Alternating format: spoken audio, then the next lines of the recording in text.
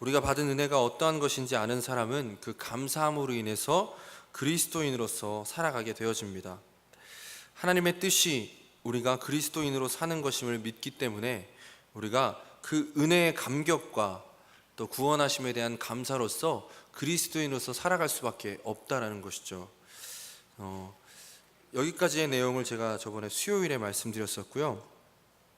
또 오전에는 십자가를 지고 나아가야 한다, 이제 이렇게 얘기했는데, 구체적인 십자가에 대해서 얘기했지만 구체적으로 우리가 십자가를 지고 나아갈 때 어떤 모습을 가지고 있는 것이 그리스도인으로서 살아가는 것이며, 어떤 모습으로 살아가는 것이 십자가를 짓는 것에 대한 의미일까라는 것에 대한 설명이 더 필요할 것 같아서 우리 오늘 오후에는 그리스도인의 삶은 과연 어떠한 것인가 라는 것을 가지고 말씀을 나누려고 합니다. 전통적으로 교회는 주일 오전에는 말씀 강해 설교를 하고 오후에는 교리 설교를 했었습니다. 왜냐하면 이 교리라는 것이 굉장히 중요하기 때문이죠. 그 교리라는 것을 얘기했을 때 굉장히 우리가 좀 약간 그 용어 자체가 주고 있는 거부감이랄까요? 부담감이랄까요? 그런 것이 좀 있기 마련인데, 사실 신앙, 우리가 믿는 바가 무엇인가를 잘 정리해 놓은 게 교리이고, 이 교리를 잘 공부했을 때 우리가 흔들리지 않는 신앙을 가질 수 있습니다. 많은 사람들이 성경을 마치 오늘 처음 보는 것처럼 볼 때가 많이 있어요. 무슨 얘기냐면, 이 성경이 기록되고 하나의 책으로 이제 완성된 것이 한 2000년 정도가 넘었거든요. 2000년이 넘는 세월 동안 하나님의 말씀을 읽어왔던 사람들이 있었다는 것이죠. 그리고 그 말씀을 읽는 가운데 오늘날 우리도 마찬가지지만 수많은 논의와 어떤 신학적인 논쟁과 또 이해의 차이들이 발생했었어요. 그리고 그런 것들 가운데 나타나는 결과들을 가지고 수많은 회의들이 열렸었습니다. 그러니까 이 사람은 이렇게 얘기하고 이 사람은 이렇게 얘기하는데, 이 사람이 이렇게 믿었을 때 어떤 결과가 나오고 이 사람이 이렇게 믿었을 때 어떤 결과가 나오고, 이러한 결과들로 인해서 세상이 혼란스러워지고 이런 일들이 발생되니까 계속해서 모여가지고 무슨 회의를 했냐면, 과연 하나님께서 성경을 통해서 우리에게 말씀해주고 있는 것이 무엇이냐, 그래서 그것에 대한 기준을 세우게 되었습니다. 그것을 교리라는 걸로 우리가 부르고 있는 것이죠. 쉽게 얘기하면 구원은 누구로 말미암은 것이냐, 내가 믿어서 구원받은 것이냐, 하나님께서 은혜로 믿음을 주셔서 구원받은 것이냐, 이런 논의가 계속해서 있었다는 거예요. 내가 믿어서 구원받았다라고 생각하는 사람들은 이런 결과를 가져왔고, 또 하나님께서 은혜를 주셔서 믿었다라고 믿는 사람은 또 저런 결과를 가져왔습니다. 그리고 그 사람들로 인해서 서로 간에 논쟁이 있었고 아픔이 있었고 분열들이 있었습니다. 그래서 그 과정에서 우리가 이제 일정한 하나의 결론을, 그리고 기준을 세우게 된 거죠. 사실 교회를 결정한다는 건 뭐냐면, 그 교회가 따르고 있는 교리의 내용을 우리가 함께 동의하고 그것을 믿기를 원한다라는 것을 가지고 있습니다. 그럼 신천지를 왜 이단이라고 하죠? 신천지도 성경 보잖아요. 신천지에서도 성경 말씀 얘기해 주잖아요. 근데 신천지를 이단으로 하고 있는 이유가 무엇이죠? 그 사람들은 자기 마음대로 성경을 보고 있기 때문에 그렇잖아요. 우리가 갖고 있는 그런 어떤 2000년간의 그 논의와 어떤 결과를 통해서 확인되어지고 다시 한번 증명된 이 하나님의 말씀의 내용과는 다른 내용을 자기들 마음대로 주장하고 있다는 것이죠. 그래서 우리가 이 교리를 배우는 것은 굉장히 중요한 의미를 가집니다.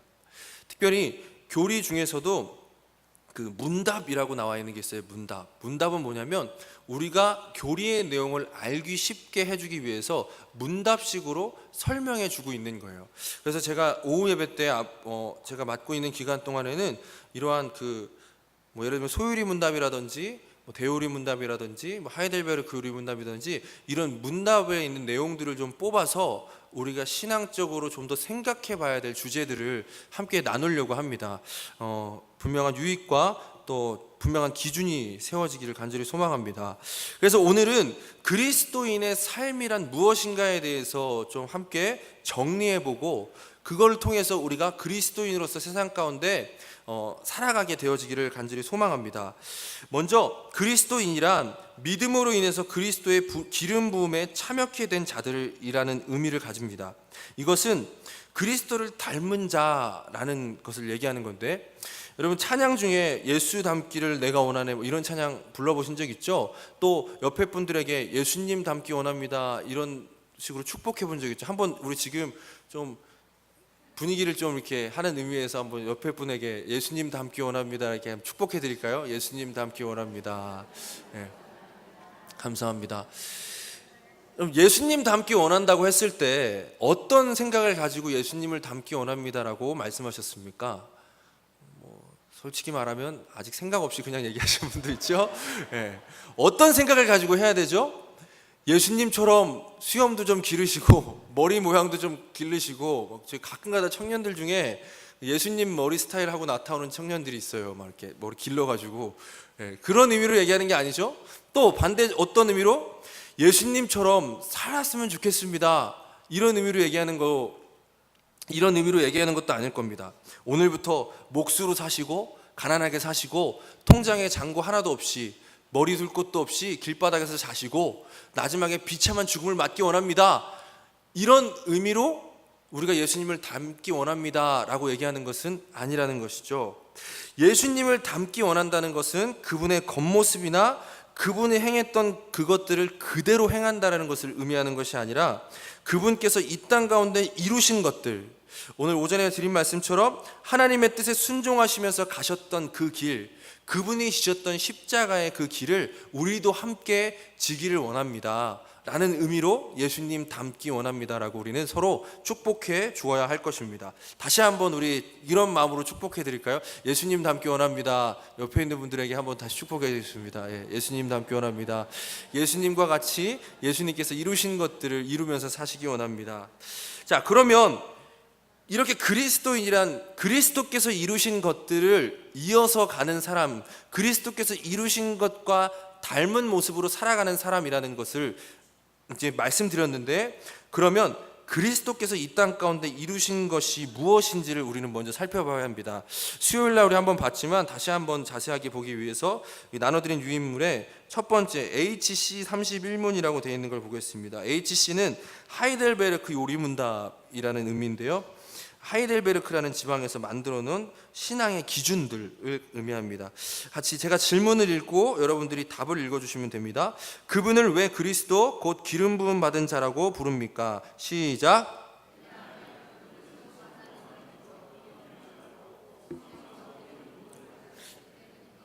그분은 우리의 큰 선지자와 전생으로서 우리의 구원을 위한 하나님의 감추인 경영과 뜻을 온전히 계시하시고 우리의 유일한 대제사장으로서 그의 몸을 단번에 제물로 드려 우리를 구속하셨고 성부 앞에서 우리를 위해 항상 간구하시며 또한 우리의 영원한 왕으로서 그의 말씀과 성령으로 우리를 다스리시고 우리를 위해 획득하신 구원을 누리도록 우리를 보호하시고 보존하십니다. 어렵지 않죠? 쉽지도 않지만 어렵지도 않죠. 이 예전부터 신앙 교육을 어떻게 해왔냐면 집에서 부모님들이 자녀들에게 이 문답에 대한 내용들을 가르쳐주고 외우게 하였습니다. 그래서 이제 가정 예배 때 이런 걸 물어보는 거예요. 왜 우리는 예수님을 그리스도라고 부르지? 그러면 이렇게 대답을 하는 거죠. 이걸 외워서. 그러면서 그리스도라는 것을 고백할 때 자연스럽게 우리 안에 지금 했던 이 고백의 내용들이 이어질 수 있도록 이렇게 신앙 교육을 해왔었습니다. 이런 교육을 계속해서 이어나갔으면 좋겠습니다. 예수님을 그리스도라고 부르는 이유는 첫 번째는 그분이 기름 부음 받은 자이기 때문입니다.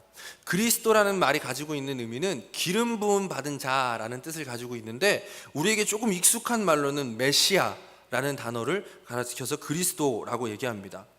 예수님께서는 그럼 언제 기름을 받으셨을까요? 누가복음 3장 22절 말씀 같이 읽어보겠습니다. 성령이 비둘기 같은 형체로 그의 위에 강림하시더니 하늘로부터 소리가 나기를 너는 내 사랑하는 아들이라 내가 너를 기뻐하노라 하시니라. 사도행전 10장 38절 시작. 하나님이 나사렛 예수에게 능력을 기름 붓듯 하셨음에 두루 다니시며 선한 일을 행하시고 마귀에게 눌린 모든 사람을 고치셨으니 이는 하나님이 함께 하셨음이니라. 예수님께서 세례를 받으셨잖아요. 예수님께서 세례를 왜 받으셨을까요? 세례는 누가 받는 거죠? 죄인이 받는 건데 예수님은 죄인이 아니심에도 불구하고 세례를 받으셨단 말이에요. 예수님의 세례는 죄인의 세례가 아니라 일종의 대관식 같은 것입니다. 그래서 예수님께서 세례를 받는 그 순간에 하늘이 열리고 하늘에서 하나님의 음성이 들리고 성령이 비둘기같이 내리는 모습을 하나님께서 보여주셨다는 것이죠. 예수님께서 그리스도로서 이 땅 가운데 오셔서 그 일을 감당하신다라는 것을 보여주는 귀한 장면인 것입니다. 그런데 우리가 이 기름 부음 받았다라는 것의 의미를 조금 더 잘 알기 위해서는 구약 성경을 살펴봐야 됩니다. 하나님께서는 신약 성경만 주지 않으시고 구약 성경을 먼저 주셨습니다. 그리고 거기서 예언되고 보여줬던 것들을 분명하고 명확하게 신약에 있는 성경들로서 증명되게 하셨죠. 그래서 우리가 예수님의 기름 부으심에 대한 의미, 그리스도로서 행하신 일에 대한 그런 의미를 찾기 위해서는 구약으로 돌아가 봐야 됩니다. 구약에서 그러면 기름 부음 받는다는 것이 어떤 의미를 가졌느냐?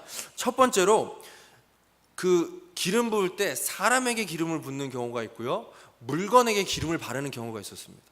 성전에 있는 기물들에게는 하나님께서 기름을 바르라고 하셨습니다. 그 기름을 바를 때 어떤 일이 일어나냐면 구별되는 거예요. 거룩해지기 시작하는 겁니다. 사람에게 기름을 부을 때도 마찬가지입니다. 많은 사람들이 있지만 하나님께서 기름 부은 그 사람을 통해서 구별된 일을 행하게 하셨다라는 것이죠. 구약에 그러면 기름 부음 받았던 사람들이 누구가 있었을까요? 선지자와 제사장과 왕이 있었다는 것입니다. 선지자는 어떤 사람이었냐?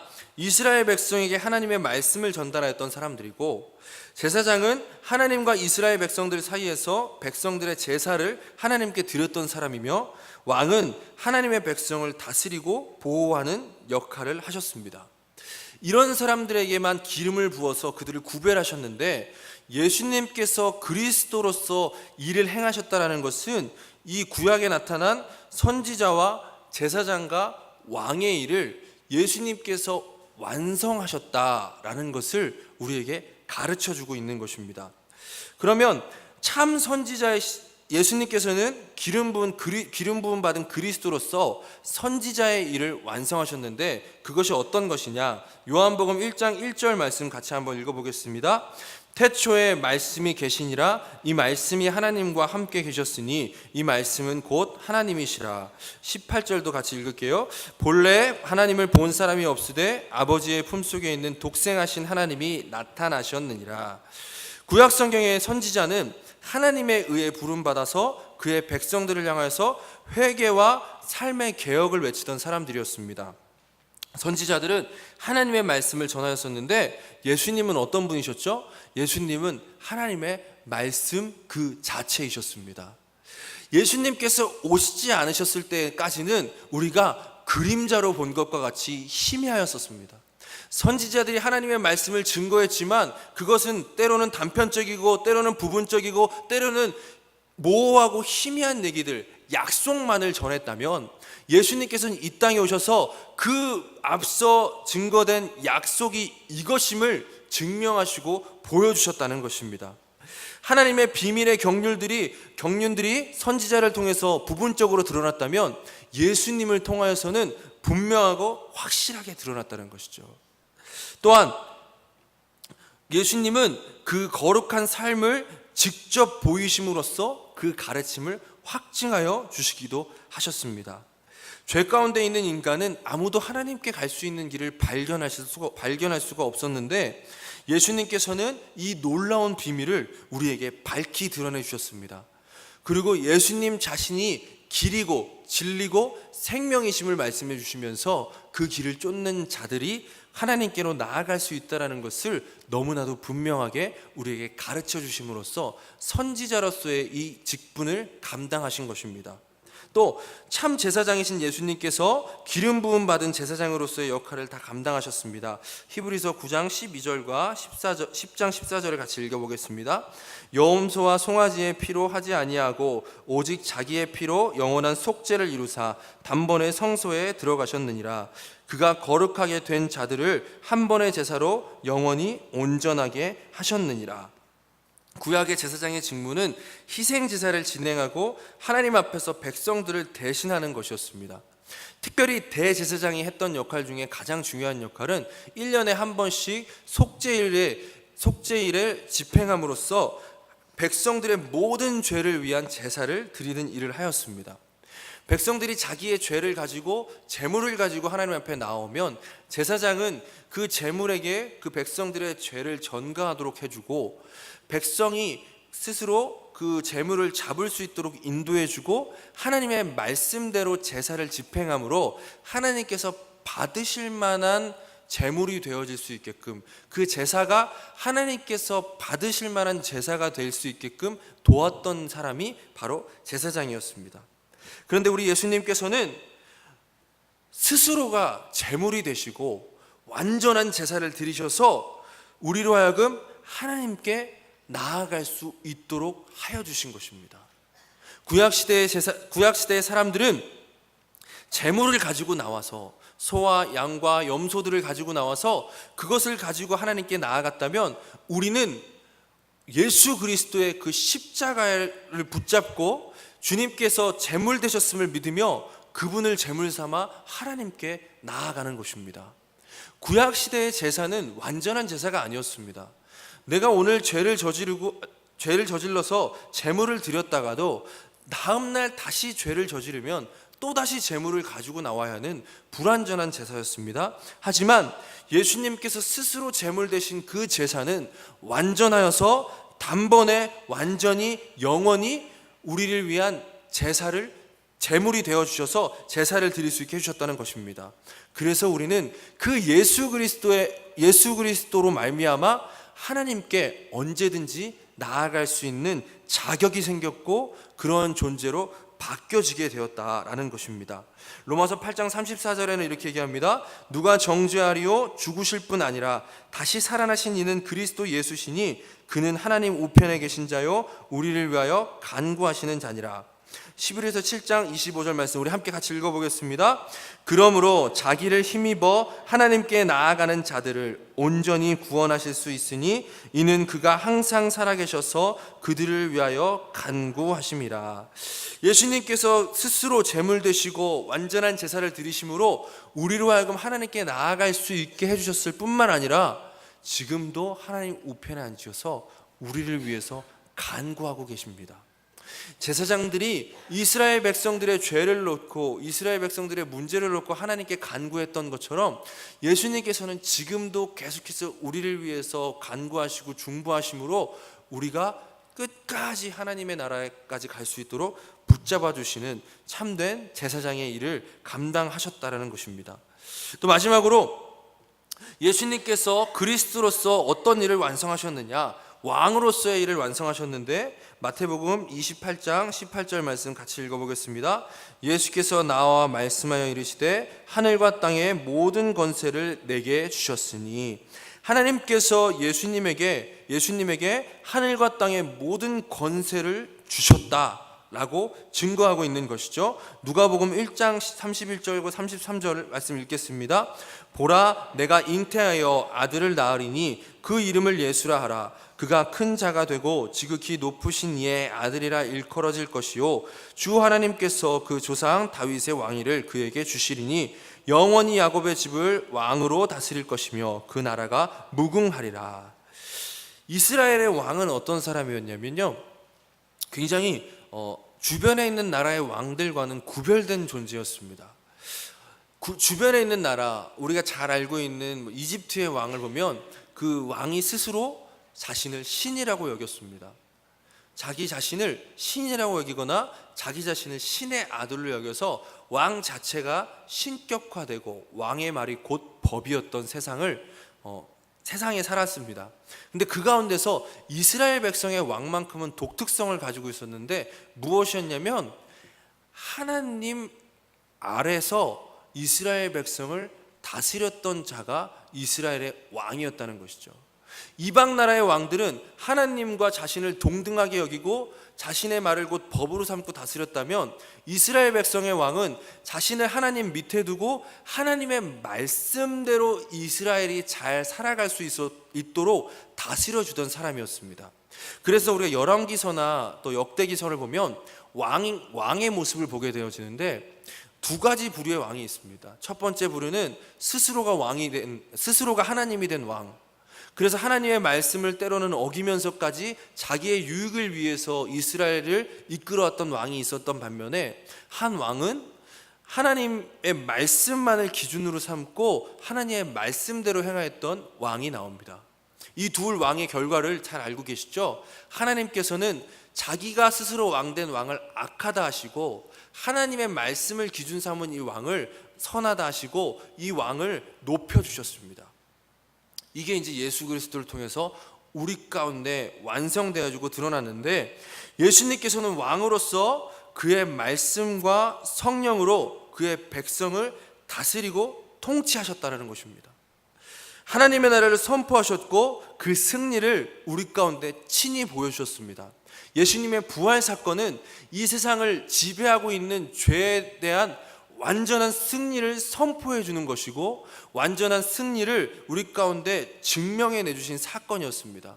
죄의 싹은 사망이었는데, 이 사망을 완전히 정복하시고 부활하심으로 말미암아 예수님께서 진정한 왕이심을 증거해 주신 것이죠. 그리고 예수님께서는 그 나라의 왕으로서 그 나라의 백성들을 보호하시고 그 나라의 백성들을 다스리시면서 끝까지 하나님 나라로 우리를 이끌어 주시는 분으로서 지금도 그리스도의 직분을 완성하고 계시는 것입니다. 우리가 예수님을 그리스도라고 고백할 때는 이 세 가지, 예수님의 선지자 되심, 예수님의 제사장 되심, 예수님의 왕 되심을 동시에 생각할 수 있어야 하는 것입니다. 만약 이 중에 이 세 가지를 균형 있게 이해하지 못하면 이런 현상이 발생됩니다.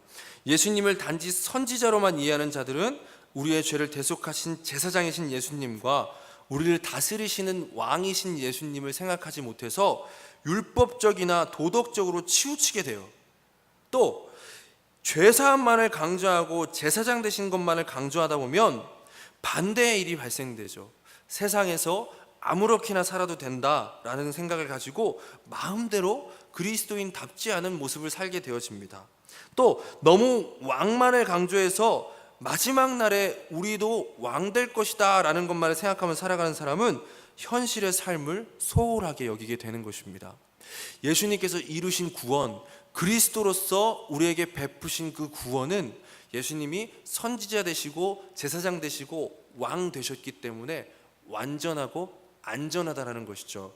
자, 그러면 이제 저희가 그 예수님께서 그리스도 되신다라는 것이 어떤 의미인지를 살펴보았는데, 그 예수님께서 그리스도 되심을 통하여서 그리스도인 된 자들은 어떤 자들인가를 한번 같이 살펴보겠습니다.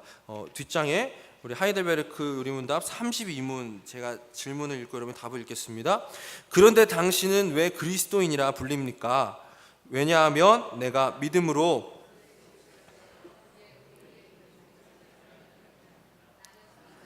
그의 이름의 증인이 되며 제사장으로서 나 자신을 감사의 산 제물로 그에게 드리고, 그래서 이 세상을 사는 동안에는 자유롭고 선한 양심으로 죄와 마귀에 대항하여 싸우고 이후로는 영원히 그와 함께 모든 피조물을 다스릴 것입니다.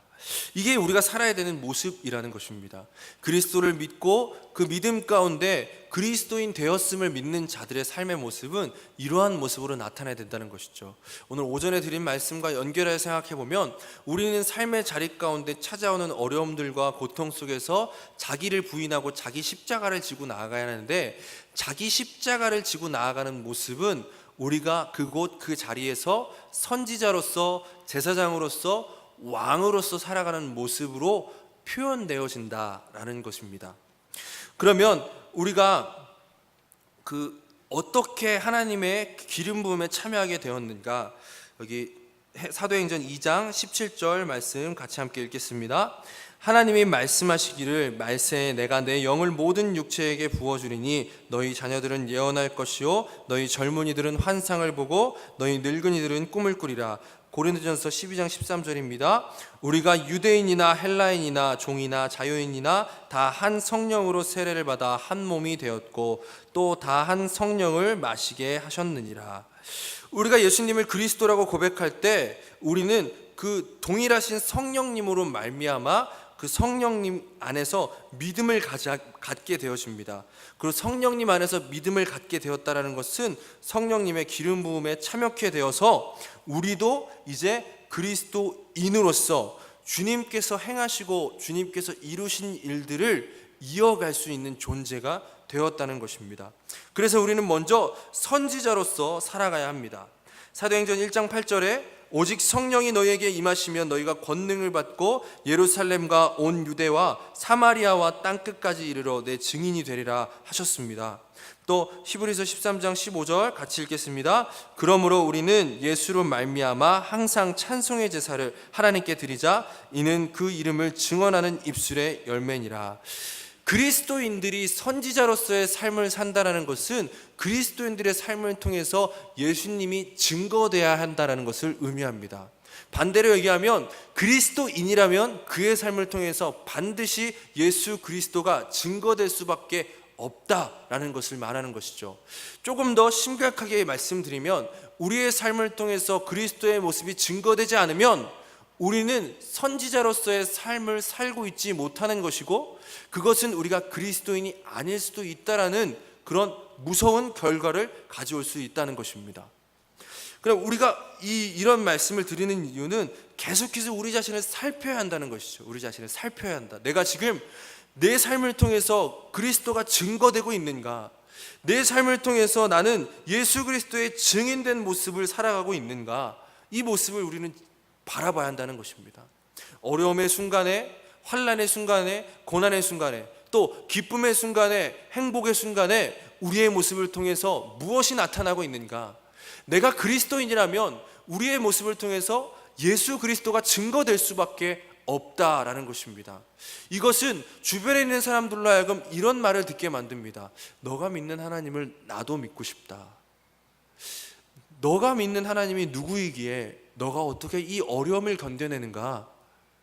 너가 믿는 하나님이 어떤 분이기에 넌 이렇게 흔들림이 없이 살아가니? 이런 말들을 듣게 만드는 것이죠. 여기서 제가 증인이 되어야 한다고 했을 때 이런 오해를 하지 않으셨으면 좋겠습니다. 내가 정말 내 주변에서 가장 최고가 돼서 가장 1등을 해서 영광을 나타내야 되겠다. 여러분, 하나님의 영광은 그렇게 나타나는 것이 아닙니다. 하나님의 이름은 그렇게 증거되는 것이 아닙니다. 오전에도 말씀드렸듯이 그건 우리의 생각이고 하나님의 생각은 하나님의 말씀을 지킴으로 증명되어집니다. 그러니까 오히려 우리의 어렵고 힘든 순간일수록 우리는 증인으로서의 삶을 살아갈 수 있는 기회가 많이 주어진 거나 마찬가지입니다. 사도행전의 내용은 예수 그리스도를 믿어 그리스도인 된 사람이 어떻게 증인의 삶을 살아가게 되어지는가를 보여주는데, 가만 생각해 보면 사도행전에는 굉장히 많은 고난과 어려움들이 있었다는 것을 우리는 보게 되어집니다. 그 가운데 하나님의 말씀을 따름으로써 그리스도를 증거하고 찬양하고 높였던 모습을 우리는 확인할 수 있죠. 또 두 번째로 제사장으로 살아간다는 것은 이런 것입니다. 우리 히브리서 10장 19절 말씀 같이 함께 읽겠습니다. 그러므로 형제들아 우리가 예수의 피를 힘입어 성소에 들어갈 담력을 얻었나니. 제사장으로서 살아간다는 것은 항상 하나님께 나아간다는 것입니다. 우리가 하나님께 어떻게 나아갈 수 있죠? 말씀과 기도로 하나님께 나아갈 수 있습니다. 제가 말씀과 기도로 하나님께 나아간다는 것이 무엇이냐면, 하나님의 예수님께서 그리하셨던 것처럼 하나님의 뜻을 쫓고 그 뜻대로 살아가기를 원하는 것이 우리 삶 가운데 계속되고 있다는 증거입니다. 이런 거예요. 제가 사랑한다고 하면서 전화도 한 번 안 하고 만나려고도 하지 않아요. 그럼 그 사람을 사랑한다라고 할 수 있습니까? 내가 관심 있다고 하면서 그 사람을 만나지도 않고 그 사람과 대화조차 하고 싶지 않아요. 그럼 그 사람에게 관심 있다고 하는 건 거짓말이죠. 우리가 그리스도인 되어서 하나님을 사랑한다라는 것은 뭐냐면 하나님께 관심이 생겼다는 거거든요. 하나님의 뜻이 무엇인지 알고 싶어졌다는 거거든요. 하나님의 뜻대로 행하고자 하는 마음이 내 마음 가운데 생겨났다는 거거든요. 그러면 그 모습은 무엇으로 나타날 수밖에 없느냐? 하나님의 말씀을 보는 것과 하나님께 기도하는 것으로 나타날 수밖에 없습니다. 말씀과 기도가 얼마나 놀랍고 큰 은혜냐면, 사실 이 구원의 열매는, 이 구원의 핵심은 우리가 하나님의 말씀을 통해 뜻을 깨달을 수 있게 되었고 하나님께 마음껏 기도할 수 있는 존재로 바뀌어졌다라는 데 있습니다. 하나님께 죄악된 인간이 감히 나아갈 수가 있겠습니까? 죄 있는 모습 그대로 누가 감히 하나님 앞에 나아갈 수 있겠습니까? 하나님은 소멸하는 하나님이시기 때문에 죄 있는 모습 그대로 나아가면 살아남을 사람이 아무도 없습니다. 그런데 예수님께서는 친히 제물 되시고 우리를 친히 자기의 몸을 찢으셔서 성소의 휘장을 찢으시고 그 보혈의 피로 우리를 깨끗게 하셔서 우리가 하나님께 나아갈 수 있게끔 길을 열어주셨어요. 이걸 믿는다고 하면서, 이것에 감사한다고 하면서 그 열어놓은 길을 가지 않는다? 그건 뭔가 문제가 있는 것이죠. 그러니까 이것 또한 마찬가지로 우리 자신을 판단해주는 근거가 되어지는 것입니다. 내가 하나님의 말씀을 찾고 있는가, 찾고 있지 않는가. 그럼 그것을 통해서 내가 그리스도인인가 아닌가를 다시 한번 점검해 볼 수 있다는 것입니다. 우리가 이제 종교개혁 500주년 얘기를 제가 가끔 많이 하는데, 그만큼 이 종교개혁이 굉장히 중요한 거거든요. 왜 중요하냐면, 하나님께서 예수 그리스도로 말미암아 우리에게 말씀을 주시고 기도할 수 있게 하셨는데, 그것이 중세의 암흑기 동안에 빼앗겼었어요. 어떤 잘못된 신앙을 가지고 있는 그 교회들로 인해서 그것을 어떤 특정 인물들의 공유물로 빼앗겼었거든요. 근데 그것을 다시 되찾아온 게 종교개혁이에요. 그러니까 예수 그리스도의 죽으심의 의미를 다시금 제대로 받아들일 수 있게 만들어준 게 종교개혁인데, 그때 계속해서 외쳤던 것 중에 하나가 뭐냐면, 우리는 하나님 앞에 많은 제사장이, 누구나 제사장으로서 하나님께 나아갈 수 있다라는 것이었어요. 거기에 이제 어떤 의미가 담겨 있냐면, 지금 말씀드렸듯이 우리들 모든 그리스도인들은 누구를 통하지 않고 예수 그리스도로 말미암아 말씀과 기도로 자유롭게 하나님께 나아갈 수 있다라는 것입니다. 얼마든지 말씀을 통해 하나님의 뜻을 깨달을 수 있고 얼마든지 기도하면서 하나님께 나아갈 수 있다라는 것을 가르쳤고요. 두 번째로는, 이게 또 중요한 건데, 제사장이 어떤 일을 했냐면 이스라엘 백성들을 돌보는 일을 했거든요. 만인 제사장이라는 건 뭐냐면, 우리가 이제 나 혼자가 아니라 옆에 있는 사람을 그리스도의 장성한 분량에 이르기까지 세워주는 제사장으로서의 역할을 감당해야 된다는 거예요. 우리가 지금 다 제사장들이 모여서 서로가 서로를 세워주고 서로가 서로를 그리스도의 장성한 분량에 이르기까지 도와주고 돌봐줘야 되는 의무가 이젠 우리에게 생겼다는 거예요.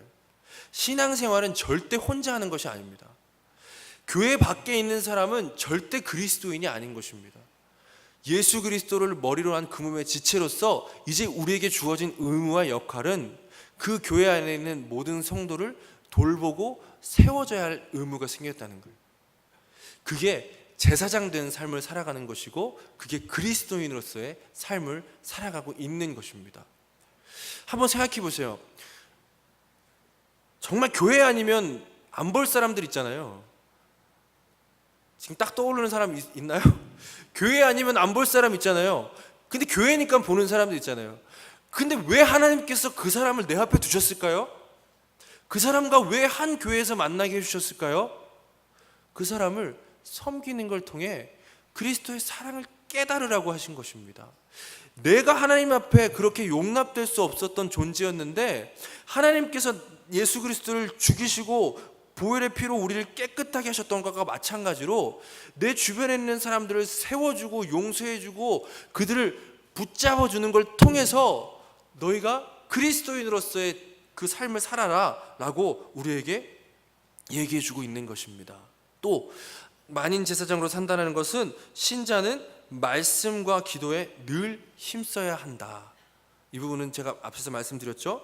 말씀과 기도에 힘쓰는 사람이 그리스도인입니다. 우리가 오늘 하루를 십자가를 질 수 있는 힘이 여기서 나온다고 했죠. 말씀과 기도, 그 가운데 하나님의 뜻을 찾고 하나님의 뜻대로 행할 수 있는 힘을 얻어서 십자가를 지면서 나아가는 것이 제사장으로서의 그리스도인의 모습입니다. 마지막으로 왕으로서 살아간다는 것이 무엇이냐? 로마서 6장 13절 말씀 같이 읽어보겠습니다. 또한 너희 지체를 불의의 무기로 죄에게 내주지 말고 오직 너희 자신을 죽은 자 가운데서 다시 살아난 자같이 하나님께 드리며 너희 지체를 의의 무기로 하나님께 드리라. 예수님께서 왕 되셔서 우리를 지금 보호하고 계시거든요. 이것과 마찬가지로 그리스도인들은 어떤 삶을 살아가는 사람이냐면 승리하신 그리스도를 따라 원수들과 의로운 싸움을 싸워 나가는 사람이 바로 그리스도인이라는 것입니다. 이스라엘의 왕의 독특성이 있다 그랬죠. 자기 스스로 자기 스스로 하나님이 되고 자기의 말을 곧 법으로 삼았던 게 이방 백성들이었다면 이스라엘 왕의 독특성은 하나님을 신으로 삼고 하나님의 말씀대로 행하기 위해서 이스라엘을 다스렸던 사람입니다. 이제 우리가 왕 되었다는 것이 바로 그것이에요. 우리 스스로 하나님 되었던 것을 버리고 하나님께서 세우신 왕임을 믿으며 내 스스로를 하나님께서 세우신 왕으로서 내 스스로를 다스리는 거예요. 의와 싸우고 의로운 싸움을 싸워감으로써 하나님의 말씀을 행하도록 내 스스로를 다스리고 지키는 것이 그리스도인이 왕으로서 나타내야 하는 가장 중요한 것 중에 하나라는 것입니다.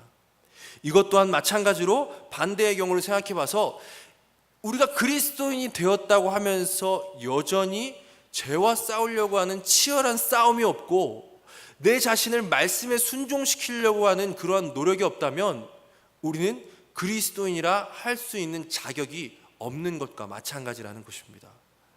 그러니까 그리스도인은 이러한 일들을 해나가는 사람입니다. 그리고 이것은 신자의 가장 큰 기쁨이 되기도 합니다. 왜냐하면 신자는 그리스도인은 변화된 사람이라고 그랬잖아요. 더 이상 죄를 지었을 때 기쁨이 없고 말씀을 행하였을 때 기쁨이 있는 사람이거든요. 우리의 인생 가운데 가질 수 있는 가장 큰 기쁨이 뭐냐? 죄와 싸워서 이겼을 때 누리는 기쁨이 가장 큰 기쁨이에요. 그건 본질적인 기쁨이에요. 본질이 변화됨으로 말미암아 누릴 수 있는 가장 큰 기쁨. 주님께서는 우리를 그리스도인으로 삼으셔서 그 싸움을 계속 싸워 나가게끔 인도해 주셨습니다. 또한 왕이 되었다는 것은 계시록 22장 5절 말씀 같이 함께 읽겠습니다. 다시 밤이 없겠고 등불과 햇빛이 쓸데없으니 이는 주 하나님이 그들에게 빛이심이라 그들이 세세토록 왕노릇 하리로다.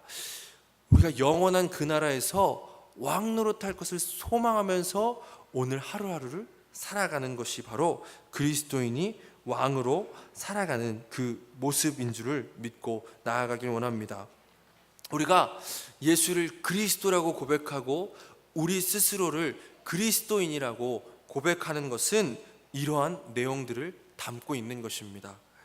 이 점을 놓친다면 그리스도인이라고 입술로는 얘기하면서도 그리스도인이 누릴 수 있는 것들은 아무것도 누리지 못해요. 그래서 교회 다닌 지는 오래됐는데 내 삶에 아무런 변화가 없고 내 삶에 아무런 기쁨이 없는 그런 문제가 발생되어지는 것입니다. 그리스도인으로서 살아가는 자가 그리스도인인 것입니다. 우리가 정말로 주어진 정체성, 이제 하나님께서 우리를 그리스도인이라고 부르셨음을 믿으시길 바랍니다. 제가 어떤 경고와 어떤 권면의 차원에서 우리 스스로 그리스도인인지를 돌아봐야 한다고 했지만 사실 우리는 이미 그리스도인 된 자들입니다. 아직 죄악의 습성과 또 옛사람의 그런 관습들을 벗어버리지 못해서 그리스도인이 되었음에도 불구하고 자꾸만 세상의 방식대로 살아가려는 모습이 남아있다는 게 안타까운 것이지 하나님께서 한 번 그리스도인 된 자를 결코 버리는 법은 없으시다는 것입니다. 이게 우리에게 주어진 정체성이에요. 우리의 정체성은 그리스도인입니다. 그러면 이제부터 그리스도인의 삶을 사는 것이 가장 기쁘고 행복한 길이라는 것을 믿으시기 바랍니다. 이러한 삶을 살아가는 저와 여러분이 되어지기를 간절히 소망합니다. 기도하겠습니다. 하나님 감사합니다. 하나님께서 우리를 그리스도인으로서 부르셨음을 믿습니다. 예수님께서 그리스도로서 이 땅 가운데서 선지자로서 제사장으로서 왕으로서의 일을 완성하신 것을 우리가 본받아 그리스도인 되어 그의 기름 부음에 참여케 된 자로서 예수님과 같이 선지자로서의 삶을 살아가게 하시고 제사장으로서의 삶을 살아가게 하시고 왕으로서의 삶을 살아가게 하여 주시옵소서.